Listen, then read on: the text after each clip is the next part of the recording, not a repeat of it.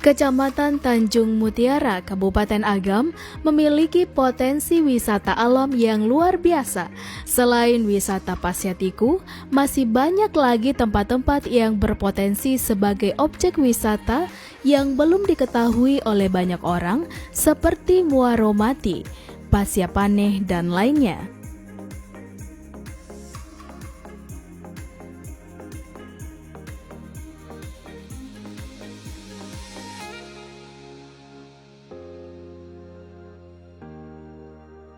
Camat Tanjung Mutiara Yogi Astarian mengatakan, selain potensi wisata alam, di Kecamatan Tanjung Mutiara juga tempat wisata kuliner yang terkenal dengan makanan yang berbahan ikan seperti gulai kapalolawa, gulai langkitang, dan lainnya.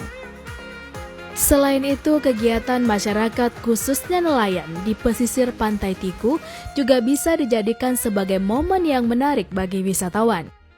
Pertama yang perlu kita promosikan ke seluruh netizen, seluruh warga masyarakat yang ada, bahwasanya memang potensi di Tanjung Mutiara, Tiku secara umum itu sangat banyak sekali gitu kan. Mulai dari spot-spot wisata gitu, kayak Paseatiku itu kan terkenal. Cuman terlepas dari itu Muaro Mati, ada daerah Pasiapaneh ini juga ada. Apalagi daerah-daerah yang udah memang dikelola kan, kayak Tanjung Mutiara, kayak Paseatiku, belum lagi potensi-potensi kuliner.